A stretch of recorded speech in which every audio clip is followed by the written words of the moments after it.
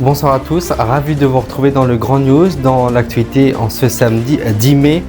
Un choix inattendu, une élection historique. Le conclave a tranché, le cardinal américain Robert Francis Prévost devient donc le nouveau souverain pontife.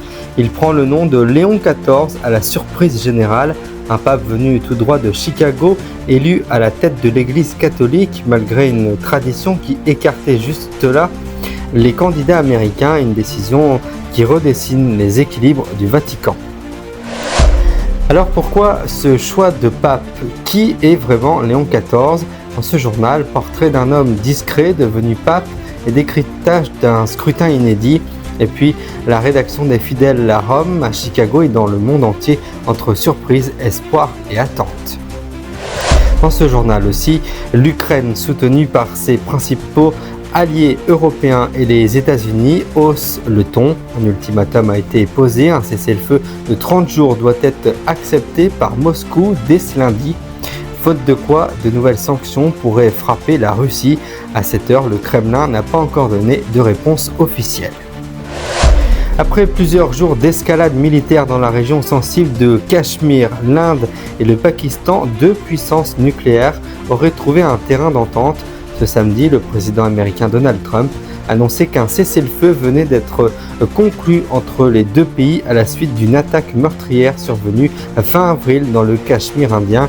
Une accalmie fragile mais saluée par la communauté internationale. À Évian-les-Bains, un sapeur-pompier volontaire a été grièvement blessé lors d'un rodéo urbain survenu non loin de la caserne. Son pronostic vital est engagé selon la préfecture. Deux individus ont été interpellés. Le principal suspect, âgé de 19 ans, a été placé d'office en garde à vue. Selon le parquet aujourd'hui, il est soupçonné d'avoir délibérément percuté le pompier avec son véhicule. Une enquête est en cours pour faire toute la lumière sur cet acte choquant. Et puis dans la bande de Gaza, une guerre souterraine, invisible depuis la surface mais redoutée des militaires. Elle se joue sous terre à travers un réseau tentaculaire creusé par le Hamas, surnommé le métro de Gaza. À quoi servent ces tunnels? Quelle est leur véritable ampleur? Cette semaine, l'enquête du Grand News nous plonge au cœur de ces galeries secrètes devenues une arme stratégique dans le conflit israélo-palestinien. Ce sera à la fin de ce Grand News. Contre toute attente, le conclave a élu un Américain au trône pontifical.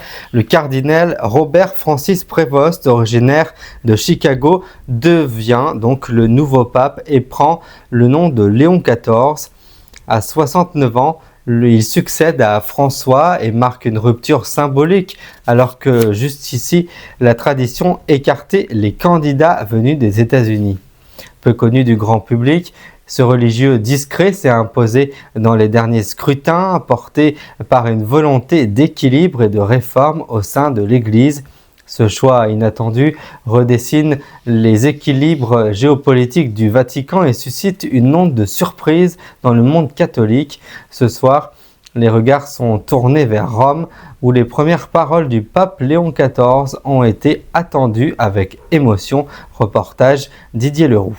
Rome, ce samedi 10 mai. L'image est historique. Sur le balcon central de la basilique Saint-Pierre, un homme s'avance sous les projecteurs du monde entier. Ce n'est ni un Italien, ni un Européen, mais un Américain. Robert Francis Prévost devient pape, et choisit pour nom Léon XIV. Un choix inattendu, presque inimaginable il y a encore quelques jours. À 69 ans, cet ancien missionnaire au Pérou, évêque dans l'Illinois puis haut responsable à la curie romaine, succède à François après plusieurs tours de scrutin. Jusqu'alors, une règle tacite écartait les candidats américains pour préserver une neutralité géopolitique au sein de l'Église. L'élection de Robert Prévost marque donc une rupture dans les usages, mais sans provoquer de fracture ouverte au sein du collège des cardinaux. Peu connu du grand public, il s'est imposé en coulisses comme un homme de dialogue, respecté pour sa discrétion, sa rigueur et sa capacité à rassembler. Proche des communautés hispanophones, francophones et polyglottes, il représente un profil consensuel. Dans la foule rassemblée place Saint-Pierre, les fidèles acclament ce nouveau visage. Des fidèles parfois surpris, mais curieux et confiants. Un fidèle rencontré nous dit « On ne s'attendait pas à lui, mais je pense que c'est un bon choix. Il est humble et semble à l'écoute. » Puis un autre nous dit « C'est une nouvelle ère qui commence. Peut-être plus internationale, plus proche des réalités du terrain. Léon XIV hérite d'un pontificat exigeant, dans un contexte de défiance vis-à-vis de l'institution. Crise de gouvernance, scandale de pédocriminalité, baisse des vocations. Les défis sont nombreux. Mais son profil semble cocher les cases d'une Église qui veut poursuivre les réformes engagées sous François, sans brusquer les équilibres internes. Ses premiers mots, simples, ont été prononcés en italien, espagnol et anglais. Une manière de placer son pontificat sous le signe de la diversité culturelle et du dialogue. À Washington, les premières réactions politiques saluent une élection symbolique. À Rome, les fidèles s'interrogent, que changera ce pape venu de Chicago? Une chose est sûre, l'Église catholique vient d'entrer dans une nouvelle page de son histoire. Le choix du cardinal américain Robert Francis Prevost a surpris et pourtant, dans les coulisses du conclave, son profil a su faire consensus. Modéré, multilingue et proche des réalités pastorales, il incarne une église à la fois fidèle à sa tradition et tournée vers le monde. À 69 ans, il n'était pas en tête des pronostics, mais son expérience, sa discrétion et sa connaissance des dossiers sensibles du Vatican ont convaincu les cardinaux à Rome, à Chicago et dans les 4 coins du monde. Les réactions aussi entre l'étonnement et l'espoir. Pour beaucoup, ce pape venu des États-Unis est le signe d'une église qui s'ouvre sans régner ses fondements. Portrait d'un homme devenu pape et décryptage d'un scrutin aussi inédit qu'historique avec Pierre Grandin. Il n'était pas le plus cité, encore moins le plus attendu. Et pourtant, c'est lui que les cardinaux ont choisi. À 69 ans, l'Américain Robert Francis Prévost devient Léon XIV, le nouveau chef de l'Église catholique. Ce religieux discret, originaire de Chicago, a passé une partie de sa vie comme missionnaire au Pérou, avant de rejoindre les plus hautes sphères du Vatican. Préfet du dicaster des évêques, il connaissait parfaitement les rouages de la curie, mais restait peu médiatisé. Alors, pourquoi lui? Dans un conclave sous tension, son profil de rassembleur, humble et expérimenté, a rassuré. Il parle plusieurs langues, connaît le terrain, et prône une église de proximité. Un choix perçu comme un équilibre entre réforme et stabilité. Son élection vient aussi bousculer une tradition tacite. Jusqu'ici, aucun pape américain n'avait été désigné, pour éviter l'influence d'une puissance mondiale au cœur de l'Église. À Rome, les réactions sont partagées, mais empreintes de curiosité. Je ne le connaissais pas du tout, mais il a l'air très humain. J'espère qu'il saura écouter, nous dit un passant. À Chicago, sa ville d'origine, une fierté discrète s'exprime dans les églises et les rues. Un pape venu de chez eux, pour guider 1,3 milliard de fidèles. Et si ce pape venu d'Amérique devenait le visage d'une église en reconquête? Les premières semaines de son pontificat donneront le ton. Et dans le reste de l'actualité, la pression internationale s'intensifie sur la Russie. Ce samedi 10 mai, l'Ukraine et ses principaux alliés européens, épaulés par les États-Unis, ont proposé à Moscou un cessez-le-feu complet et inconditionnel le 30 jours à compter de lundi. Cette initiative a été officialisée depuis Kiev lors d'une visite hautement symbolique des dirigeants de la coalition des volontaires, le président français Emmanuel Macron, le chancelier allemand Friedrich Merz, le premier ministre britannique Keir Starmer et le chef du gouvernement polonais Donald Tusk. Une démonstration d'unité face à Moscou alors que le conflit s'enlise. Reste une inconnue, la réponse du Kremlin qui se fait toujours attendre, comme nous l'explique Daniel Herman. C'est une image forte, unie et rare. Sur le perron d'un bâtiment gouvernemental à Kiev, 4 dirigeants européens se tiennent aux côtés du président ukrainien Volodymyr Zelensky. Emmanuel Macron, Friedrich Merz, Keir Starmer et Donald Tusk, le cœur politique de l'Europe affiche sa solidarité avec l'Ukraine et adresse un message clair au Kremlin. Ce samedi 10 mai, la coalition dite des volontaires a proposé à Moscou un cessez-le-feu complet et inconditionnel, valable 30 jours à compter de lundi prochain. L'objectif est simple, faire taire les armes, permettre l'acheminement de l'aide humanitaire et ouvrir la voie à une désescalade durable, a dit le président français. Un appel soutenu par les États-Unis, en lien étroit avec les chancelleries européennes. Derrière cette annonce, un calcul politique.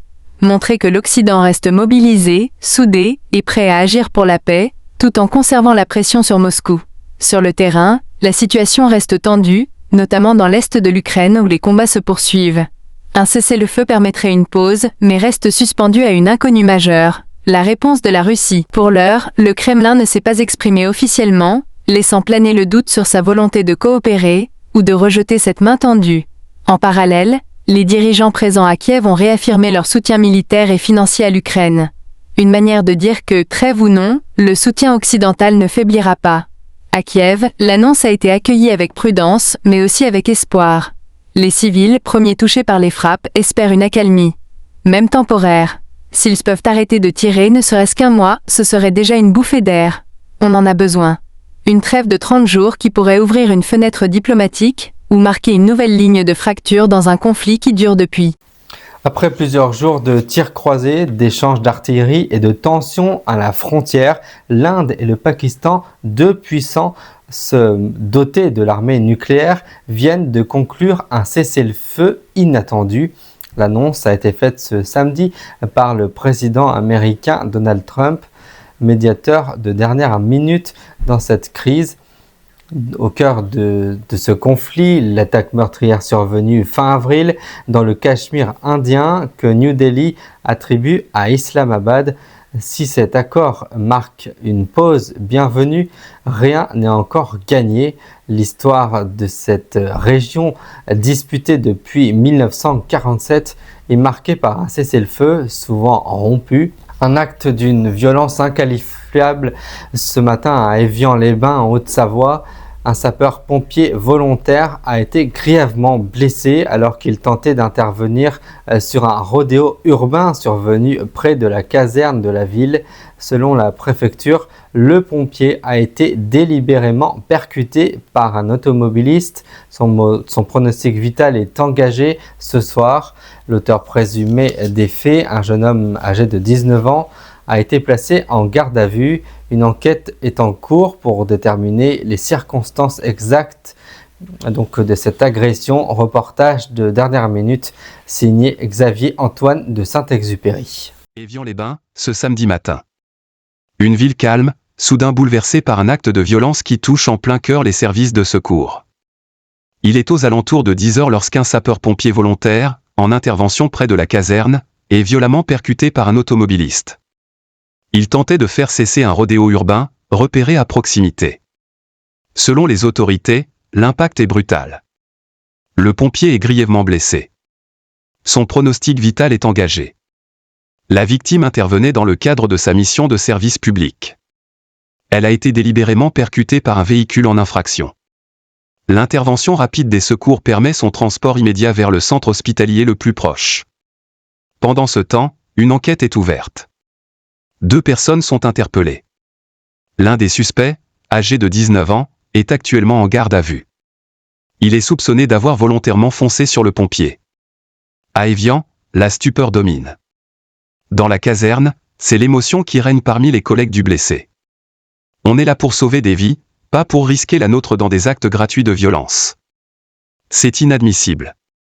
Raconte un pompier. Ce nouveau drame relance une fois de plus la question des rodéos urbains, un phénomène qui ne cesse de s'amplifier dans de nombreuses villes et désormais dans des zones plus rurales. Depuis plusieurs mois, les forces de l'ordre alertent sur la multiplication de ces comportements dangereux, qui exposent habitants et agents publics à des risques extrêmes. À Paris, le ministère de l'Intérieur a fait savoir qu'il suivait la situation avec la plus grande attention.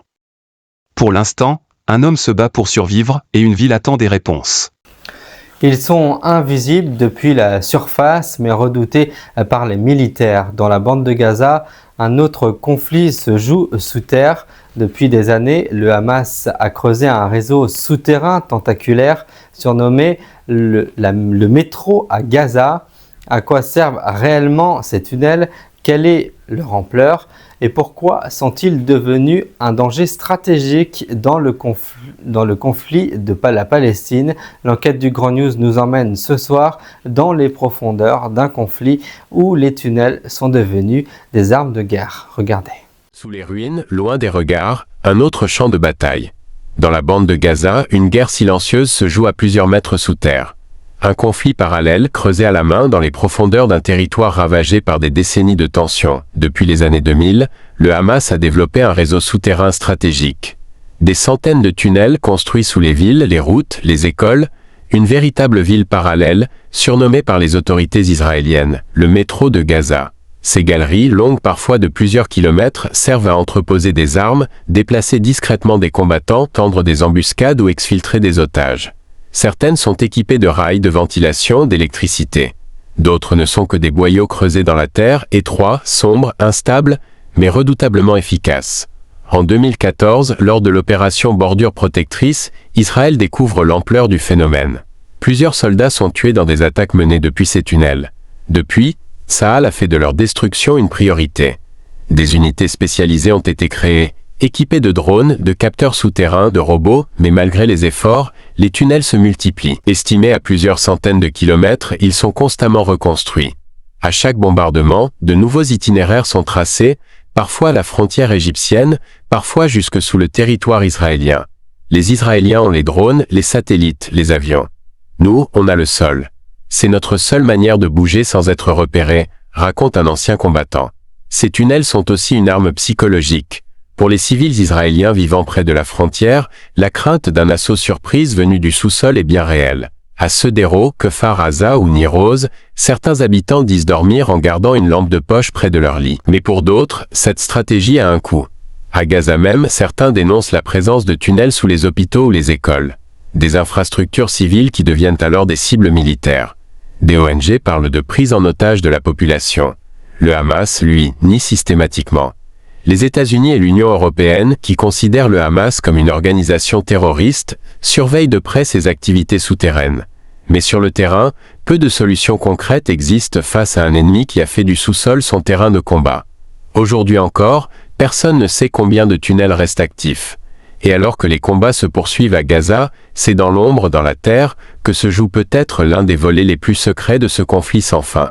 Ils sont invisibles pour la plupart d'entre nous. Mais pour ceux qui vivent à Gaza ou à quelques kilomètres de là, ils représentent un danger constant. Les tunnels du Hamas, creusés dans le silence, sont devenus bien plus que de simples galeries. Ce sont des armes, des cachettes, des voies d'infiltration, des instruments de guerre asymétriques. Ce réseau souterrain révèle une autre dimension du conflit israélo-palestinien.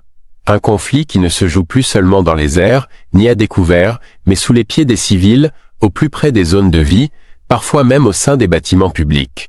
Un conflit qui transforme la géographie elle-même en champ de bataille. Pour Israël, ces tunnels représentent une menace stratégique majeure. Pour le Hamas, ils sont une réponse aux inégalités de force, une manière de résister dans un territoire assiégé. Mais pour les populations civiles, des deux côtés de la frontière, ils incarnent surtout la peur, l'insécurité et l'impossibilité d'une paix durable. Et alors que les combats se poursuivent à Gaza, ce réseau reste actif. Il se réinvente, se creuse à nouveau, se renforce. Preuve que malgré les années, cette guerre des tunnels est loin d'être terminée. Une information de dernière minute qui nous parvient. Nouvelle attaque armée cette nuit à Aix-en-Provence. Un gendarme en civil a été la cible de plusieurs tirs d'armes de guerre dans la nuit du 9 au 10 mai. La victime, grièvement blessée par balle, a été prise en charge par les secours puis transportée à l'hôpital. Selon les premières informations que nous avons, ces jours ne sont pas en danger. Les faits se sont déroulés dans des circonstances encore floues. Une enquête pour tentative de meurtre en bande organisée a été ouverte. Une cellule d'investigation spécialisée est actuellement mobilisée. Nous reviendrons bien sûr sur cette information lorsque nous aurons plus de détails et que d'autres informations nous parviendront. Et puis c'est une page de l'histoire télé qui se tourne. Après plus de 2 décennies passées à incarner avec rigueur et bienveillance l'information sur TF1, Jacques Legros, 74 ans, a présenté hier son dernier journal de 13 heures, une dernière édition empreinte d'émotion, suivie par des millions de téléspectateurs fidèles qui ont salué l'élégance et la constance, et c'est celui qui fut pendant près de 26 ans la figure rassurante de l'actualité du midi. Jacques Legros, c'est une voix calme, un regard droit, ce ton toujours juste. Il savait jour après jour trouver l'équilibre entre la gravité de l'actualité et la proximité avec les Français, toujours dans la continuité de Jean-Pierre Pernaut.